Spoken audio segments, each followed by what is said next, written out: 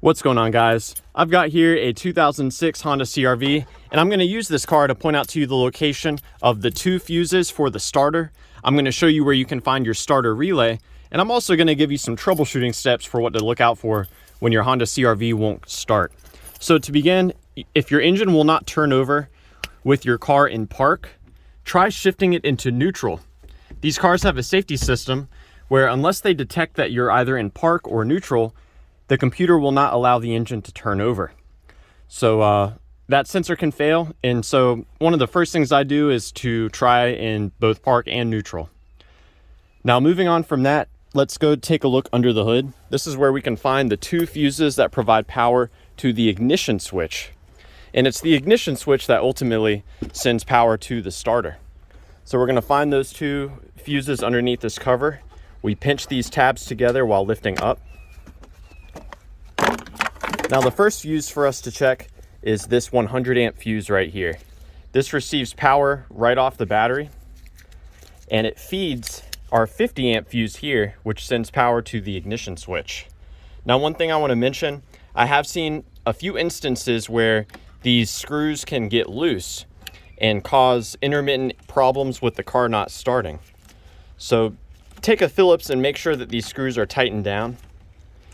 And of course, we've got our battery right next to us here. Go ahead and check the battery terminals. Make sure that they're clean, tight, and free of corrosion. Now moving on from that, let's take a look at the starter relay, which we can find back inside the car. I'm also going to show you the wiring of the ignition switch. So that's going to be over in here. First, let's look at the relay. So that's going to be behind this cover, which we just hinge towards us like so. Now looking down in here, we've got a lot of fuses here, but what we're interested in is this relay all the way on the left-hand side. That is the starter. Honda calls it the starter cut relay, but that's what we're looking for right there. If you do attempt to remove that relay, keep in mind it's held in by a clip. And so you'd have to remove that clip in order to pull it out. Because of the difficulty in removing the starter relay, that's typically the last thing I inspect. It's very hard to access, and oftentimes you'll damage the relay just by removing it. As far as troubleshooting steps go, if you suspect that your relay is bad, you can try tapping on it while someone's holding the key in the start position. You could also swap that relay with the one next to it. Now that relay receives the ground signal from our neutral safety switch, which again is why it's important to try starting it in both park and neutral. The power comes from the ignition switch. And so if you want to inspect the wiring for that, there are 3 Phillips screws for you to remove, one right here and 2 up in here. You'll then pull this lever down and the entire bottom piece will pop out. You just have to separate it from the top piece here. And we can see our ignition switches right here.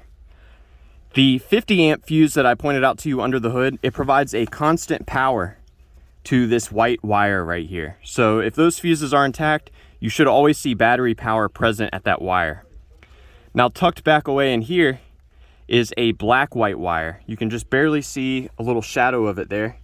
That wire receives power from the ignition switch only when it's turned to the start position. So if your ignition switch is working properly, you should see power coming out of that white black wire when you're attempting to start the car. If you don't see power there, then it's very likely that your ignition switch has failed. Now, one final note, the starter of this car, having the 2.4 cylinder engine, it's underneath this intake manifold right here.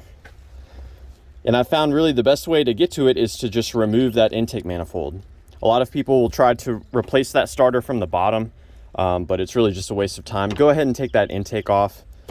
Just a number of 10, 12, and I think maybe a few 14 millimeter bolts holding it on. And you'll want to replace the intake manifold plenum gasket as well as the throttle body gasket if you go that route. So yeah, I hope that this information has been useful for you, or at the very least, a good starting point in troubleshooting the starter on your Honda CR-V. Please do let me know down below if you have any questions or any advice, or if I missed something. And I appreciate you guys watching.